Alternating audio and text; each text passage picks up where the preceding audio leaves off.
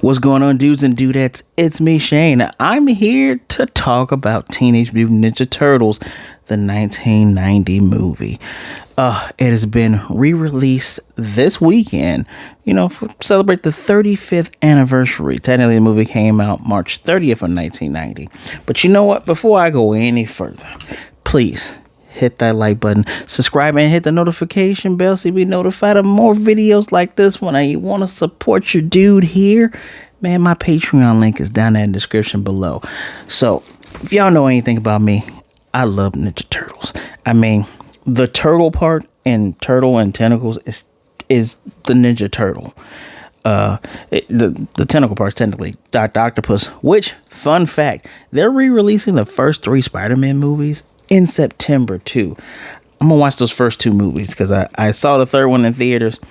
It sucked then and it sucked now.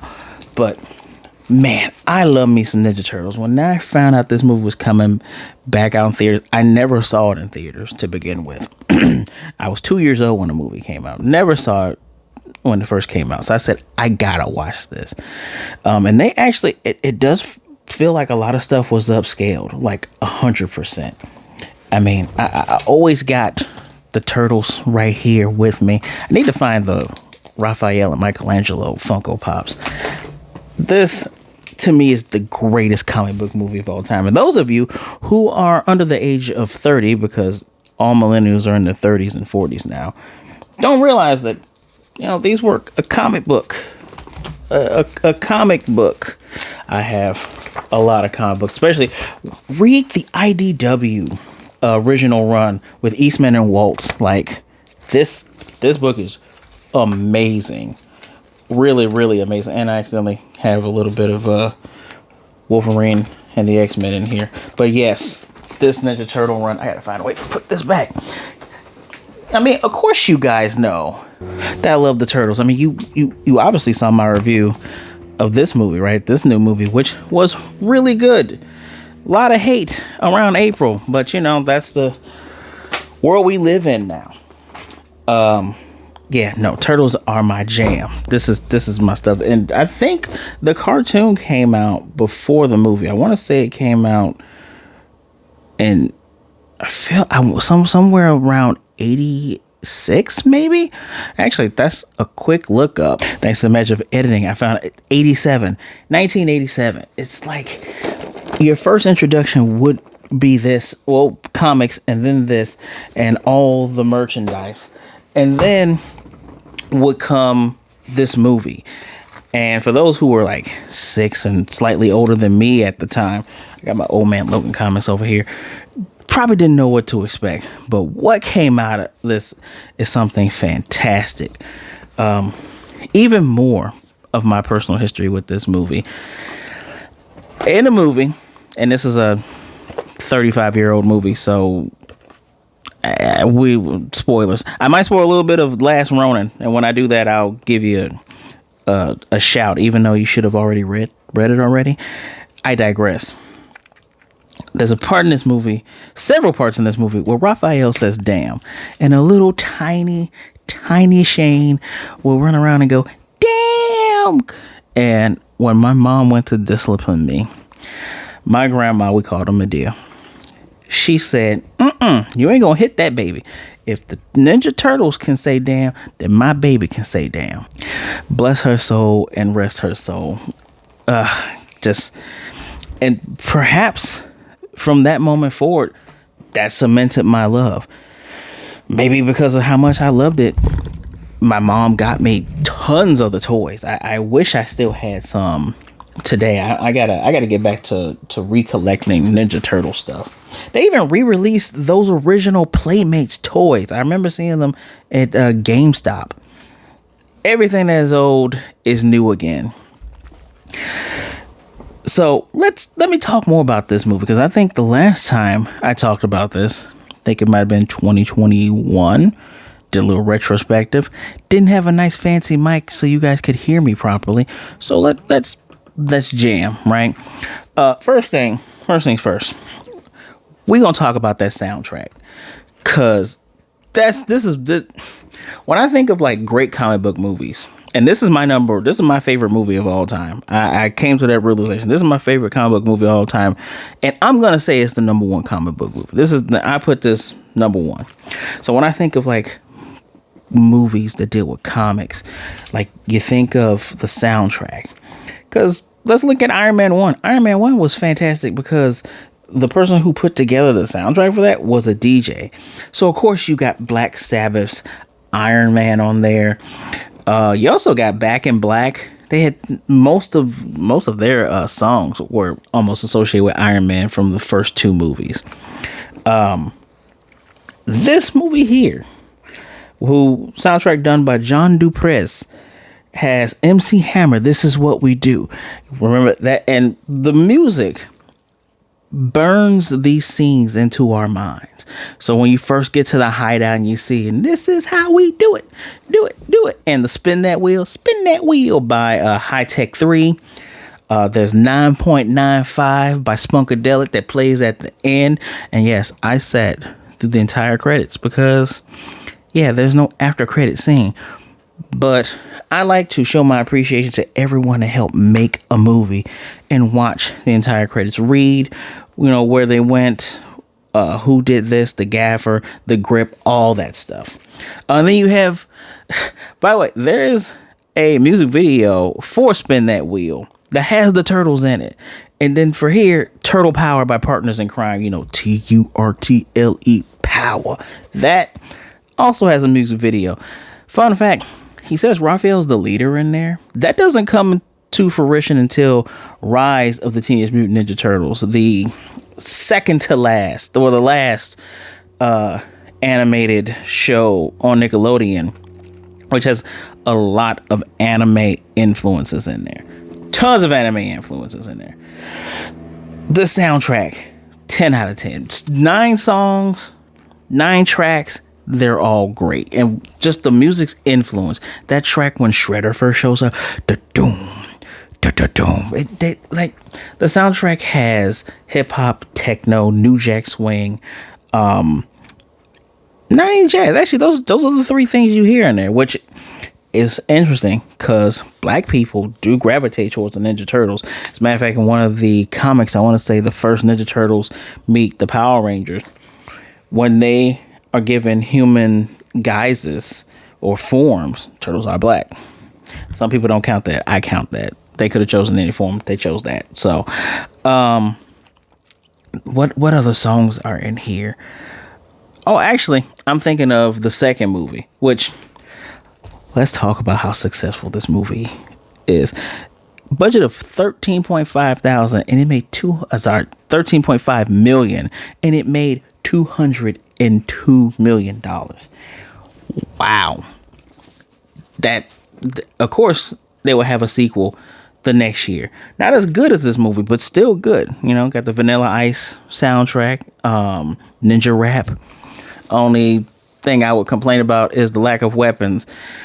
Because, soccer moms complain about ninjas using weapons. We won't, even in the cartoon, at some point when they started to mimic the moving, which is kind of when the cartoon started going downhill, Michelangelo didn't have nunchucks anymore, had a grappling hook, which, whatever. We won't even get into that. But the acting in here is fantastic. Judith Hoag, for those of you who are pumpkin sluts or Halloween horror lovers, you probably recognize her from Halloween Town, Disney's Halloween Town. She's still beautiful to this day. And this is a lot of ours first April. This is some people's April O'Neil. They're supposed to be making a Last Ronin movie based on the hit comic, and she's supposed to be returning as, older April. Spoilers for that. Putting my finger up here. This is what spoilers. When I put the finger down, spoilers will be over. In there, give me another second, leave. In there, only one turtle lives. Only one turtle lives, and that turtle, I hope they get a lot of the original voices back for that, and done in a style that mimics this, because Jim Henson's puppet, I forget the exact names, but Jim Henson's Puppet Factory, they're the ones that did the suits. They even did the little tiny turtles. For this movie, there was like a little 5-minute, like, I don't want to call it like, it wasn't a trailer, but like a 5-minute thing, because they have another documentary going out about the turtles with the turtle movie, and you see them make the little puppets for the little tiny turtles with the pizza. Even we got to see the commercial that a lot of people haven't seen, where it's an alternate scene where April and Danny try to pitch the turtles as a comic idea, and the turtles are up high and you get Michelangelo falling down. Hilarious. So that one, apparently there was supposed to be an alternate opening sequence where the sewer lid pops up and then we go through the sewers like we did before when they rescued April. Apparently that set was all built above ground. Looks really good. Very, very believable. Characters, so good. So Sonic the Hedgehog has this issue where you have so many non-Sonic characters that the movie focuses on, especially Sonic 2. Haven't seen Sonic 3 yet. But in Sonic 2, that whole wedding scene goes too long and it feels like a whole other movie. So in here, when we have the scenes with Danny, who's being used as a lore device, and he's a central character, where it's like you see this youth who has been tricked and groomed into being part of the Foot Clan. His part doesn't feel overused. His father's part doesn't feel overused.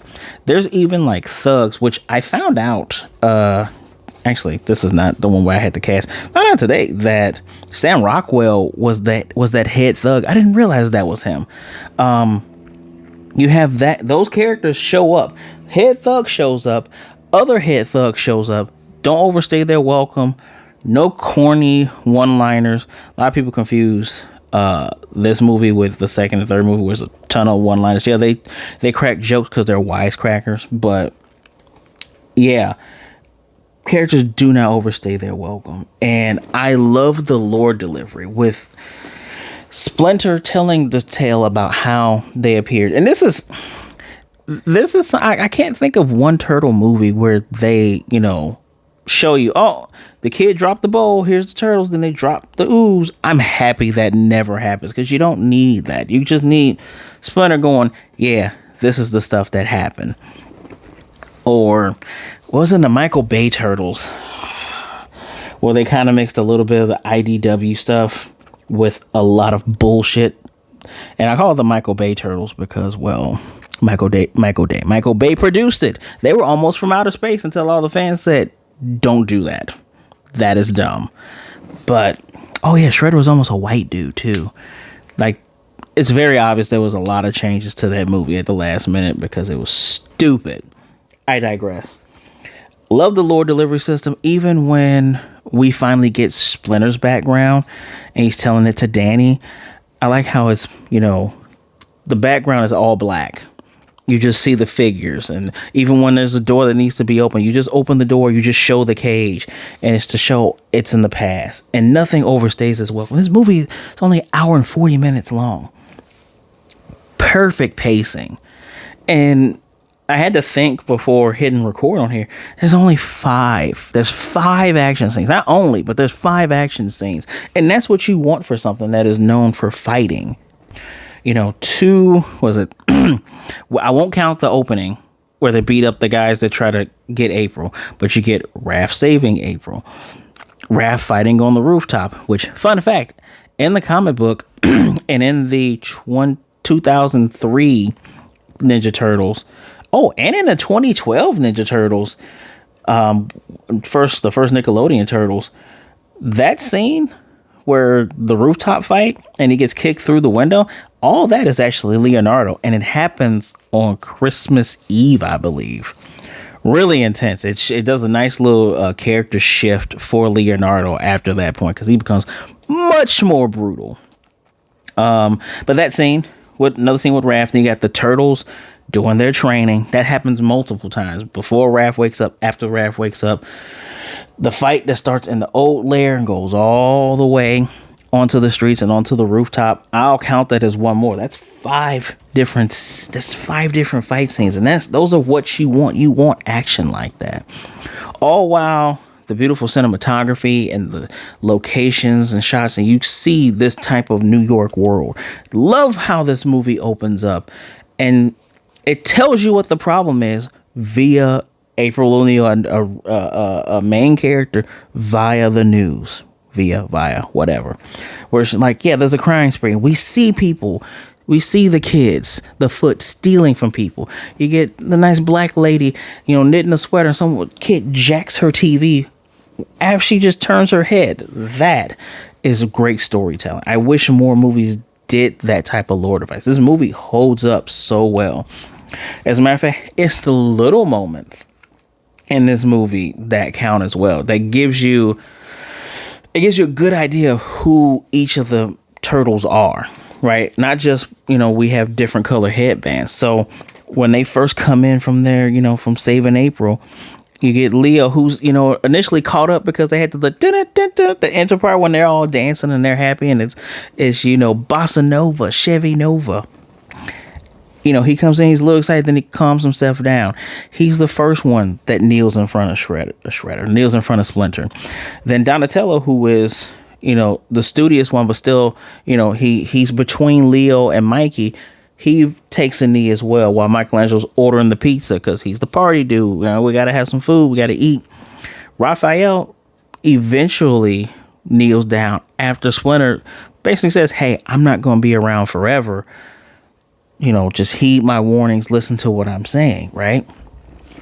You get those moments where the infamous pizza dude's got 30 seconds. And Donatello is reflecting on what is the conversation they just had with Splinter. He's like, what do you think Splinter meant? Him not being around. Michelangelo, still the young one, not thinking about it, or young-ish acting one, going, that's a piece of the guy's lake. That's $3 off. He further think about it, even though when we later on get the infamous campfire Force Ghost Splinter scene, and Donatello has the marshmallows, right? And then you get Michelangelo crying because Splinter's like, I love you. He's implying giving them a final goodbye, and they're like, they're gonna go get their daddy, right? Raphael obviously has lots of rage issues, but when he wakes up, him and Leo, they say sorry in their own way. They both know the other one's sorry, and they hug and they embrace. It's great. Those little touches, or like the touch, and this came to me while watching the movie when they're doing their training montage, and I wondered to myself, I'm like, man, 3-on-1, three of them versus Michelangelo, or then they start shifting around and then fighting one another, and it occurred to me. So the turtles were able to they can beat up thugs on the street, cover darkness or whatever. But when their first battle, that first loss, because I guess Raph going through there and then them fighting them in the antique store in April's apartment, those are two different things now that I think about it. So that's actually 6 and 7 action scenes. They had issues fighting multiple opponents. So their training was, hey, we need to get used to having to fight 3 people at one time because there's a bunch of them. And we're going to be sectioned off sometime. I like that little touch.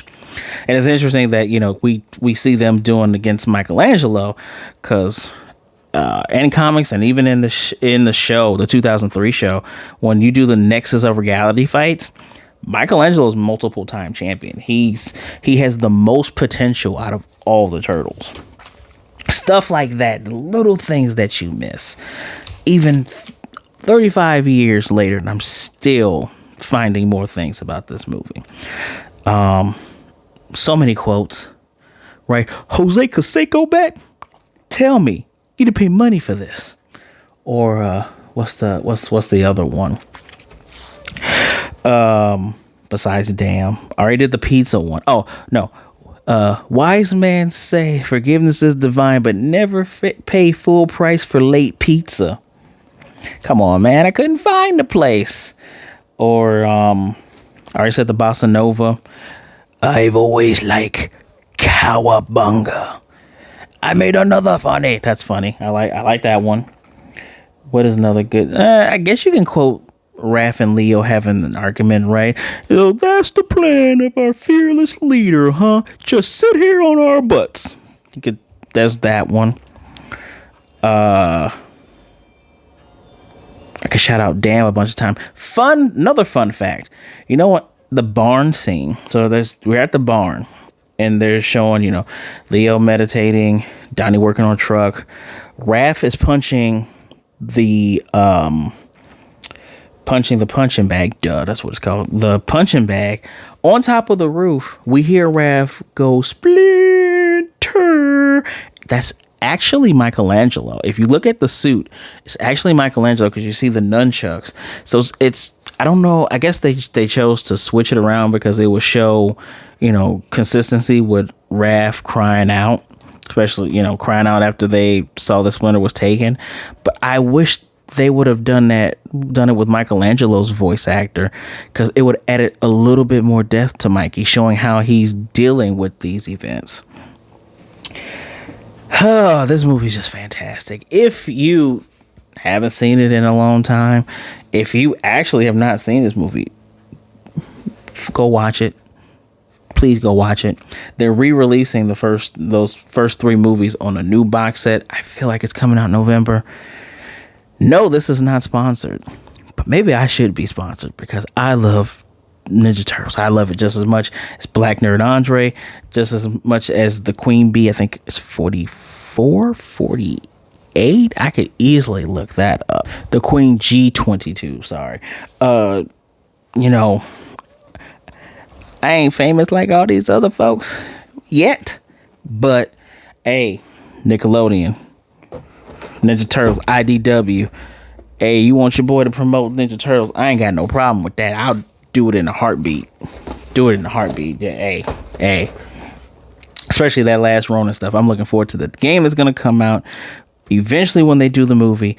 Steve Barron did a fantastic job with this movie. Just a great understanding of what the Turtles were. This movie had equal parts darkness and levity that both adults and children could watch. If you are a millennial like myself and you have children, please introduce them to these Ninja Turtles if you have not. I didn't talk about Elias Koteas' Casey Jones, which we only see twice. We see him in this movie, then we see him in the third movie, and we get an April O'Neil change from this first movie to the other movies. I don't know why. She did the other April, she did a great job too. Like, every person that plays April brings their own flair to it. But I wish we would have more interactions with this April and Casey Jones. Maybe we'll get that in the last Ronin movie. Oh yeah, another quote. Michelangelo's like, at what point did we lose control of the situation? Someone tell him that we're the good guys. I know one thing's for sure. This guy knows where Splinter is. Where's Splinter? The rat. It has a name. It had a name. You lie. Why would Leonardo rush headstrong? Oh, he was upset. He thought his daddy was dead. I get it, Leo. I really have to give you all a rating for this movie. 5 out of 5, 10 out of 10, 100 out of 100, A++. If we're doing Devil May Cry ranking, a triple S. Smoking. Love this movie. I wish I could go on and on. I've already gone 14 minutes longer than I thought I would, but great movie. I look forward to talking more about the Turtles, because I might talk about the second movie one day. We got to talk about Ninja Rap. So, hey, hit that like button, subscribe, and hit the notification bell. You'll be notified of more videos like this. Y'all, this is great. By the way, want to help a dude out? My Patreon link is down there below. Click it. Whatever you choose to donate, it's very much appreciated. So please be good, be blessed. You know, don't be a jerk. Be good to yourself, be good to others. Either way it goes. All right. Said the other part. Hey, make sure that you realize that people out there care about you. All right. Reach out and talk to somebody. There are people out there that rather talk to you today than to miss you and mourn you tomorrow.